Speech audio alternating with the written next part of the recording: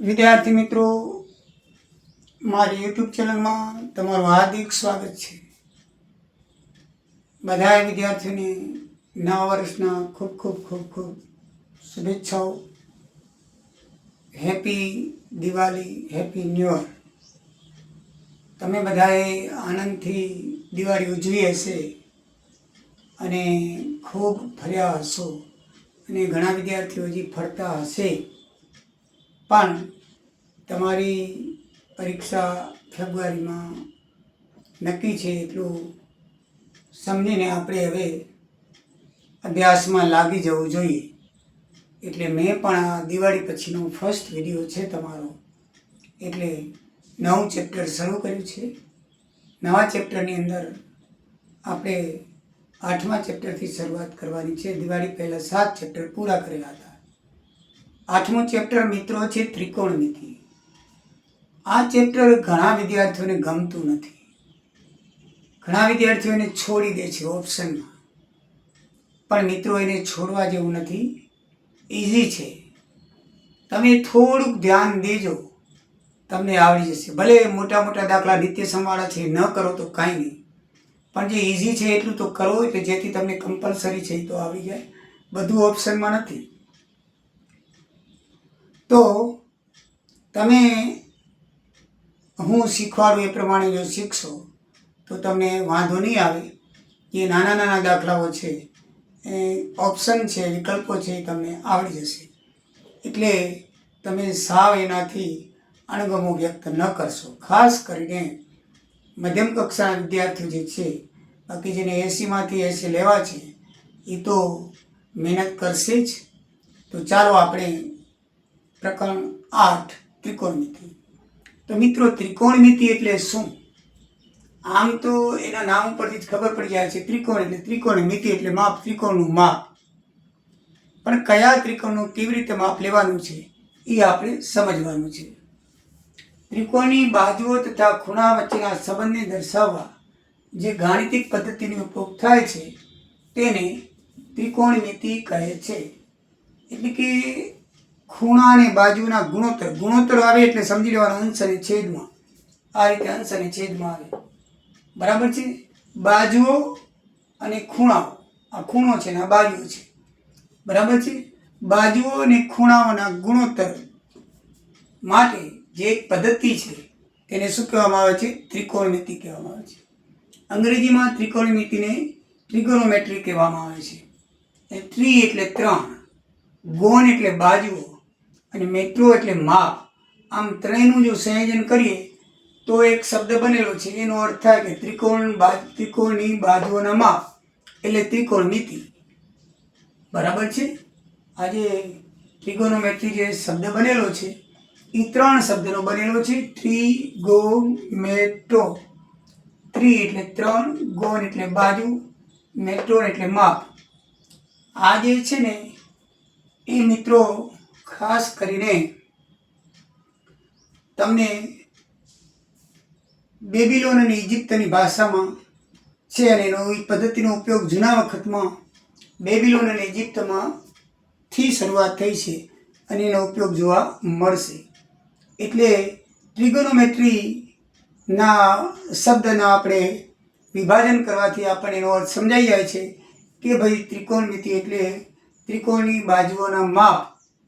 અને વધારે જો કહીએ તો ત્રિકોણની બાજુઓના માપ અને ખૂણા વચ્ચેનો સંબંધ છે. આ ખૂણો છે અને આ બાજુ છે, એના ગુણોત્તર વચ્ચેનો જે સંબંધ છે અને એના માટે જે પદ્ધતિ વાપરવામાં આવે છે એને શું કહેવાય છે? ત્રિકોણમિતિ કહેવામાં આવે છે.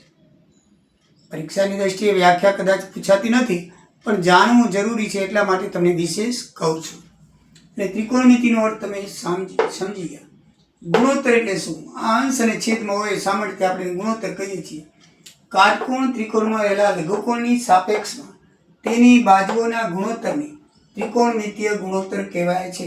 આ બાજુઓ છે, કર્ણ અને સામેની બાજુ. આ ત્રિકોણની 3 બાજુઓ છે. આ 3 બાજુ કાટકોણાની સામેની બાજુને કર્ણ કહેવામાં આવે, તમને ખબર છે. આ કર્ણ બરાબર છે. અને બાકીની 2 બાજુઓ આ છે, એ નાની બાજુ હોય. આ કર્ણ મોટો હોય તો એની બાજુઓનો ગુણોત્તર. આ 3 બાજુ કર્ણને પણ બાજુ કહેવાય, પણ મોટી બાજુ. તો હંમેશા અહીંયા જો સામે ખૂણો હશે અને સામે બાજુનો ગુણોત્તર, ખૂણાની સામે બાજુનો ગુણોત્તર, ખૂણાની સામે બાજુનો ગુણોત્તર, એ ખૂણા અને બાજુઓના ગુણોત્તરને, બરાબર છે, ખૂણા અને બાજુઓના ગુણોત્તરને ત્રિકોણમિતિ ગુણોત્તર કહેવામાં આવે છે. ત્રિકોણમિતિ ગુણોત્તર કહેવામાં આવે છે. આપણે જે દાખલા વિશે કરશું એટલે તમને વધારે ખ્યાલ આવશે. એટલે ત્રિકોણમિતિ ગુણોત્તર એટલે શું? કે કાટકોણ ત્રિકોણ અને લઘુકોણ. આ કાટકોણ ત્રિકોણમાં આ તો જ કહેવાય કાટકોણ, 90 અંશ ખબર જ છે. આ બે ગુણા લઘુકોણ કહેવાય. જે અંદર નિશાની કરી છે ને થીટા વંચાય ક્યુ જેવું છે. થીટા એટલે માપ, અહીંયા તમને કોઈ પણ માપ આપી દેશે અને એના ઉપરથી આપણે બાજુઓના માપ ને બાજુના માપ હોય તો ખૂણાનું માપ શોધવાનું રહેશે. સમજાય છે? બાજુઓના માપ ઉપરથી ખૂણાનું માપ અને ખૂણાના માપ ઉપરથી બાજુનું માપ શોધવાનું રહેશે. તમને કોઈ પણ એક માપ આપી દેશે અને બાકી બાજુઓના માપ આપણે શોધવાના રહેશે. એ સૂત્રોને આધારે શોધવાના રહેશે. કેવી રીતે શોધાય? એકદમ ઈઝી છે, સરળ છે, બરાબર સમજજો. બરાબર છે? તો કાટકોણ ત્રિકોણમાં રહેલા લઘુકોણની સાપેક્ષમાં તેની બાજુઓના ગુણોત્તરને ત્રિકોણમિતીય ગુણોત્તર કહેવાય છે. લઘુકોણની સાપેક્ષમાં એટલે લઘુકોણની સાપેક્ષમાં એની સામે બાજુઓનો જે ગુણોત્તર મૂકેલો છે એ ગુણોત્તરથી આપણે સાઈન ત્યાં ખૂણાના નામ છે, આપણે ખૂણો શોધી શકશું. એટલે કે કાટકોણ ત્રિકોણમાં રહેલા લઘુકોણની સાપેક્ષમાં તેની બાજુના ગુણોત્તરને શું કહેવાય છે? આ બધા ત્રિકોણમિતીય ગુણોત્તર છે. સમજાઈ ગયું? હવે મિત્રો આવશે ત્રિકોણમિતિ નિત્ય સમ એટલે શું? ત્રિકોણમિતિ નિત્ય સમ એટલે કાટકોણ ત્રિકોણમાં રહેલા લઘુકોણ અને તેની બાજુના ગુણોત્તરનો ઉકેલ મેળવવા જે સૂત્રો વ્યાખ્યાયિત થયેલ છે તેને ત્રિકોણમિતિ નિત્ય સમ કહેવામાં આવે છે. આ ગુણોત્તર છે, બરાબર છે? આ ગુણોત્તર છે. એ ગુણોત્તરનો ઉકેલ મેળવવા માટે બીજા પણ જે સૂત્રો છે જે નિત્ય સમમાં આપણે આના પછી લેશું તો એ જે છે એને શું કહેવામાં આવે છે? નિત્ય સમ કહેવામાં આવે છે. બરાબર છે? નિત્ય સમ એટલે એક જાતના સૂત્રો છે, બીજું કાંઈ છે નહીં. હવે મિત્રો ત્રિકોણમિતિ ગુણોત્તર વિશે પહેલા જોઈએ, પછી ત્રિકોણ નિત્ય સમ વિશે જોઈશું. તો ગુણોત્તર વિશે જોઈએ તો ગુણોત્તરની અંદર 6 ખૂણાઓ છે. એ ખૂણાઓના આખા નામ અને બાજુમાં મેં શોર્ટ નામ લખ્યા છે. આને SIN ની સાઈન વંચાય છે અને ટૂંકમાં એને સાઈન થીટા, થીટા એટલે ખૂણાનું માપ છે. બોલાય સાઈન થીટા, ક્યુ જેવો છે ને થીટા, થીટા ગ્રીક મૂળાક્ષર છે, તેને ખૂણાનું માપ સાથે જોડવામાં આવે છે. દાખલા તરીકે સાઈન 45 લખ્યું હોય તો થીટા કાઢી નાખવાનું, સાઈન 45 એટલે કોઈ માપ નથી લખ્યું, એની જગ્યાએ થીટા લખ્યું. થીટા એટલે માપ. સાઈનને ખૂણો સાઈન અને સાઈન થીટા વંચાય. ખૂણો કોસાઈન છે, આ એનું પૂરું નામ છે મિત્રો, ખાલી જગ્યામાં આવે છે. કોસનું ફૂલ ફોર્મ શું? આ એનું ફૂલ ફોર્મ છે, આ શોર્ટ ફોર્મ છે. આપણે હંમેશા બોલવામાં શોર્ટ ફોર્મનો જ ઉપયોગ કરવાનો છે. ફૂલ ફોર્મ છે એ તમે 1 માર્કની ખાલી જગ્યામાં પૂછાય છે તે યાદ રાખી લેવાય. આ કોસાઈન છે એને કોસ થીટા કહેવાય છે. આ ટેન્જન્ટ છે, ટેન્જન્ટ, એટલે ટેન થીટા. શું કહેવાય છે? Ten theta. બીજું છે આ કોસેકન્ટ, કોસેન્ટ એટલે કોસેક થીટા. પછી આ સેકેન્ટ એટલે સેક થીટા. પછી છે આ કોટ, એથી કોટેન્જન્ટ, કોટેન્જન્ટ એટલે કોટ થીટા. એમ 6 જાતના નામ છે શોર્ટમાં: sine theta, cos theta, tan theta, cosec theta, sec theta અને કોટ થીટા. એટલે આ 6 પ્રકારના ખૂણાઓ છે. ગુજરાતીમાં મેં લખી દીધું છે: sine theta, cos theta, tan theta, cosec theta, sec theta, cot theta. Theta એટલે ખૂણાનું માપ. એને કેવી રીતે વંચાય છે એ તમને જણાવ્યું. હવે મિત્રો આ કાટકોણ ત્રિકોણ છે એ ત્રિકોણની અંદર આ કાટકોણ ખૂણા સિવાય આ બે ખૂણાને તમે ઉપયોગ લઈને આ 6 નામ જોડી શકો. તમે આ ખૂણો સી છે ને તમે સાઈન સી કહી શકો, કોસાઈન કોસ સી કહી શકો, ટેન સી કહી શકો. એવી રીતે આ બી છે ને સાઈન બી કહેવાય, બરાબર છે? ટેન બી કહેવાય, કોસ બી કહેવાય, કોટ બી કહેવાય. એ આ બે ખૂણામાંથી તમે કોઈને પણ માપ લઈ શકો. દાખલાની રકમ આપેલી હોય એ પ્રમાણે આપણે આ બેને અનુસરવાનું હોય. એ રકમ આવશે ત્યારે. પણ આને તમે સાઈન પણ માની શકો, આને પણ સાઈન માની શકો, આને કોસ માની શકો તો આને પણ કોસ માની શકો. આ ખૂણાને મૂકી દેવાનું છે કારણ કે એનું માપ આપણને ખબર છે 90 અંશ છે, એટલે એને અડકવાર નથી. આ બે ઉપર જ આપણે દાખલાનું પ્રકરણ છે આખું. તો કાટકોણ ત્રિકોણમાંના ત્રણેય ખૂણામાંથી કાટકોણ સિવાય બાકીના બે ખૂણાને ઉપરોક્ત 6 લખી શકાય. એટલે કાટકોણ સિવાય આ બે ખૂણા છે ને આ 6 6 નામ સાથે જોડી શકો. Sine C, cos C, tan C, cosec C, બરાબર, સેક સી અને કોટ સી. એવી રીતે sine B, cos B, tan B, cosec B, sec B અને કોટ બી એવી રીતે તમે લખી શકો. બરાબર છે. તો આપણે એમાં લખ્યું sign C, cos C, tan C વગેરે નામ પરથી લખી શકાય. પણ આ ટેન અને સી એટલે ટેન અને સીનો ગુણાકાર નથી, એ ધ્યાનમાં રાખવાનું. ઘણી વખત આ એક પરીક્ષા વિકલ્પમાં પૂછાય છે ટેન સી, તો સી અને સાઇનનો ગુણાકાર છે, હા કે ના? તો ના, આ ટેન સી છે, સી ખૂણાનું નામ છે. સાઇન સી એટલે સાઇન ખૂણો, સી ખૂણાને સાઇન માનવાનો છે એમ. સાઇન સી એટલે સાઇન ગુણ્યા સી નહીં, સાઇન સી ખૂણાનું નામ છે, ખાસ યાદ રાખજો. હા, સી ફક્ત ખૂણાનું નામ છે, બંને વચ્ચે ગુણોત્તરનો સંબંધ નથી. એ આવશે ખાલી જગ્યા હું તમને કરાવીશ એટલે ખ્યાલ આવશે. સાઇન સી એટલે સી નામનો ખૂણો સાઇન છે એમ, સાઇન ગુણ્યા સી એમ લખવાનું નથી. હવે મિત્રો આ ત્રિકોણ ઉપરથી કાટકોણ ત્રિકોણનો જ ઉપયોગ આ ચેપ્ટરમાં છે. બરાબર છે. દરેક આકૃતિ કાટકોણ ત્રિકોણ જ બનશે, કોઈ પણ દાખલો હોય તો. એ ત્રિકોણ આકૃતિ ઉપરથી જ આપણે દાખલા ગણવાના છે. તો બાજુમાં મેં ત્રિકોણ આપેલું છે એબીસી, એના ઉપરથી આપણે સાઇનનું, કોસનું, ટેનનું સૂત્ર કેવી રીતે યાદ આવે? આ 6 ખૂણા છે, પહેલા સાઇન, કોસ ને ટેન. સી એસસીટી લખી રાખવાનું. એસસીટી એટલે સાઇન, કોસ, ટેન. યાદ રાખવું હોય તો લાઈન સે લખવાનું, સાઇન, કોસ, ટેન, એસસીટી. બરાબર છે. તો સાઇન કેવી રીતે બને, કોસ કેવી રીતે બને અને ટેન કેવી રીતે બને? હવે માનો કે આપણે આને સાઇન માની, સી ને સાઇન, આને પણ માની શકાય. બરાબર છે. આપણે અહીંયા સી ને માનીને કરીએ તો સાઇન સી નો ગુજરાતીમાં બોલવું હોય તો આપણે સાઇન ને સી માની છે, ખૂણા સી ની સામેની બાજુ છેદમાં કર્ણ એનું સૂત્ર થાય. આ ખૂણા સી ની સામેની બાજુ આ કહેવાય, બરાબર, સામે એબી, એબી છેદમાં કર્ણ એટલે બીસી. બરાબર છે. સાબા છેદમાં કર્ણ, ટૂંકમાં બોલવું હોય તો સાબા છેદમાં કર્ણ, સામેની બાજુ છેદમાં કર્ણ એટલે સાઇન થાય. તમારે સાઇન શોધવો હોય તો તમે આ બંને બાજુનો માપ આપેલા હશે, એ બેનો ગુણોત્તર લખી ભાગાકાર કરો એટલે તમને સાઇનની કિંમત મળી જાય. દાખલો આવશે એટલે તમને શીખવાડીશ. બરાબર છે. અત્યારે તમારે ખાલી સાઇન એટલે શું? સાઇન એટલે સામેની બાજુ છેદમાં કર્ણ. તમે આ લખો તો ભલે, આ લખો તો ભલે, આ લખો, પણ યાદ રાખવા માટે આ સાબા છેદમાં કર્ણ, પાબા છેદમાં કર્ણ, સાબા ને પાબા. યાદ કેવી રીતે ખબર છે? આ સાબા પાબા, સામેની બાજુ, પાસેની બાજુ, સાબા પાબા, પછી છેલ્લા સૂત્રમાં સાબા અને પાબા વચ્ચે છેદ કરી નાખો એટલે ત્રણેય સૂત્ર આવડી જાય. યાદ રાખવા માટે સાબા પાબા, સાબા પાબા, સાબા પાબા, સાબા પાબા. સાબા એટલે સામેની બાજુ, પાબા એટલે પાસેની બાજુ, અને સામેની બાજુ અને પાસેની બાજુ વચ્ચે છેદ કરી નાખો એટલે ત્રીજું સૂત્ર બની જશે. એટલે એ સાવ સહેલું યાદ રાખવાનું. સાબા છેદમાં કર્ણ, યાદ, આ બેમાં કર્ણ આવે છે, ત્રીજામાં બંને બાજુ આવી જાય છે એટલે સાબા પાબા, સાબા પાબા. આ બા કર્ણ યાદ રાખવાનું. સામેની બાજુ છેદમાં કર્ણ, પાસેની બાજુ છેદમાં કર્ણ, સામેની બાજુ છેદમાં પાસેની બાજુ.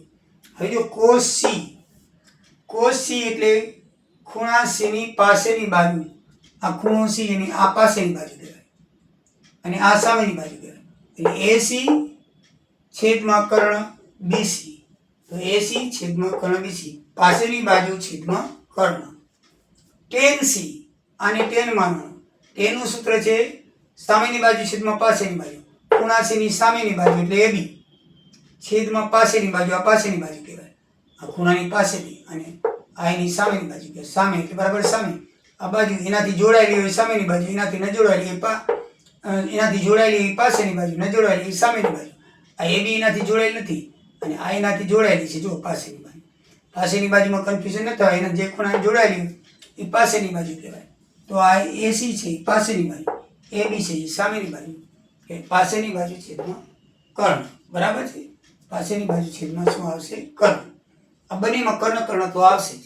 આમાં સામેની બાજુ પાસે સાબા પાબા, સાબા પાબા, સાબા પાબા, સાબા પાબા, સાબા પાબા, સાબા પાબા. યાદ રહી ગયું? બરાબર છે ને? એટલે તમને યાદ રહી જશે.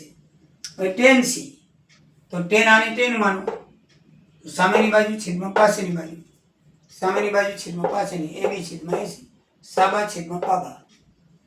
આ ત્રણ જ મેઇન યાદ રહી જાય. હું તો ઊંધું છે આનાથી. આ ત્રણ યાદ રહી રાખે એટલે બધા સૂત્રો આવડી ગયા.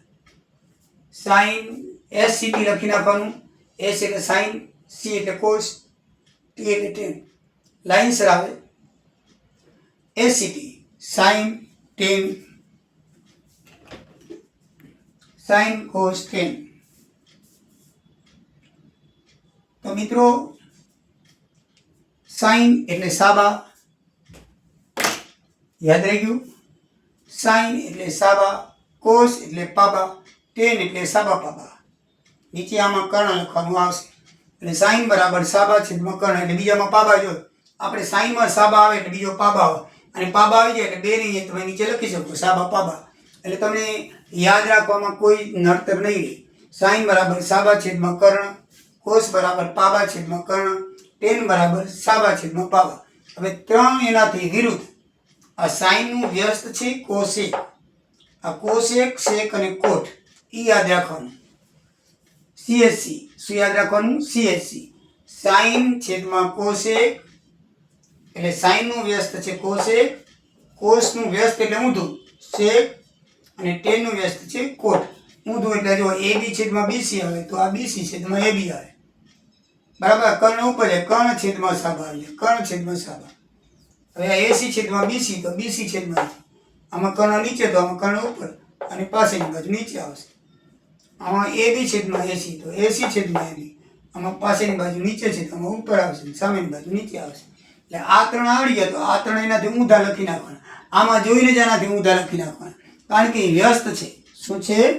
મેઇન તમારે આ ત્રણ યાદ રાખવાના. એ ત્રણ પાછળ યાદ રહી જાય. સાબા પાબા સાબા પાબા.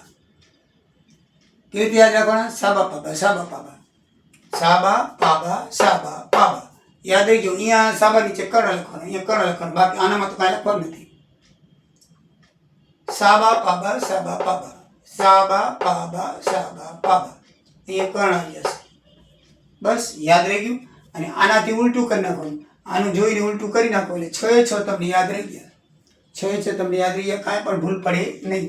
સાઇન કોસ ટેન એનું વ્યસ્ત છે કોસેક સેક કોટ. વ્યસ્ત હોય એટલે કેવી રીતે લખાય એ તો અહીં જોઈ લો. આ સાઇન છે એનું વ્યસ્ત છે કોસેક, એટલે એને આ રીતે પણ લખાય 1 છેદમાં કોસેક. અને પાછી કોસેક ને 1 છેદમાં સાઇન લખાય. બે ને ઉલટ પુલટ લખાય, બે એકબીજાના વ્યસ્ત છે. અને પછી વ્યસ્ત હોય એટલે હંમેશા કોઈ પણ વ્યસ્ત હોય એનો ગુણાકાર એક જ થાય.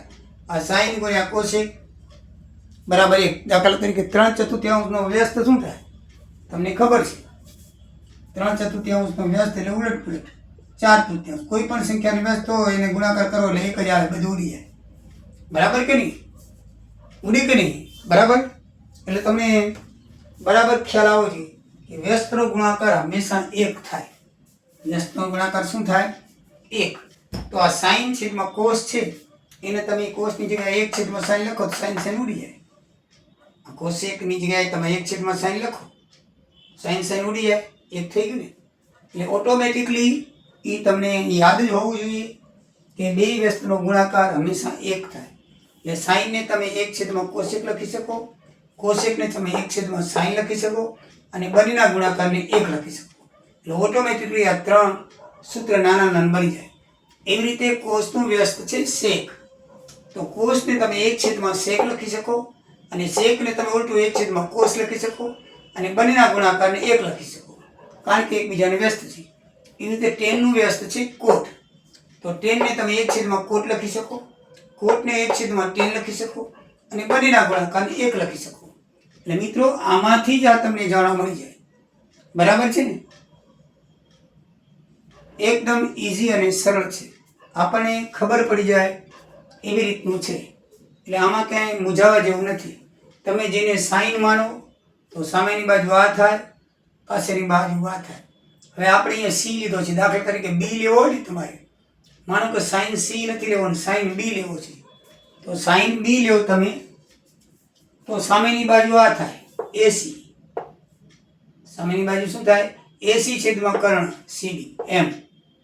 આ તમે આને બી ને લ્યો ને, અહીંયા જેમ આપણે સી ને લીધો છે, તમે બી લ્યો એટલે સામેની બાજુ આ થઈ જશે, કારણ બી ના ખૂણાની સામેની બાજુ આ થાય. આ ખૂણાની સામેની બાજુ આ થાય સીની. પણ તમે બી માનો કે સી બી માંથી કોઈ પણ લઈ શકે એવું નથી. અમે સી લીધો છે તમે બી પણ લખી શકો. પણ બી લખો ને ત્યારે સામેની બાજુ એસી આવશે અને બીના ખૂણાની પાસેની બાજુ એબી આવશે અને એની કર્ણ બીસી આવશે. કર્ણ બધામાં સેમ રહેશે, કર્ણમાં કોઈ ફેરફાર નહીં થાય. સામેની બાજુ પાસેની બાજુ ફેરફાર થઈ જશે. બરાબર છે. આ ટુ ખૂણો છે, આપણે બે ખૂણો છે, એની સામેની બાજુ હંમેશા એસી થશે અને પાસેની બાજુ એબી થશે. સમજાઈ ગયું ને? તો આ રીતે હજી દાખલા આવશે એટલે તમને વધારે સમજણ પડશે. પણ આ સૂત્રોમાં એકદમ ઇઝી છે. સાઇન કોસ ટેન કોસેક સેક કોટ એકબીજાના વ્યસ્ત છે. વ્યસ્ત હોય એટલે તમે એને ઊંધું લખી શકો અને ઊંધું લખો એટલે ગુણાકાર એક થઈ શકે. તો આ રીતે મિત્રો થાય. હવે આપણે નિત્યસમ જોઈએ. શું જોઈએ? નિત્યસમ. નિત્યસમ કેવી રીતે લખાય છે, કેવી રીતે યાદ રાખે છે ને કોઠું જોઈ લઈએ.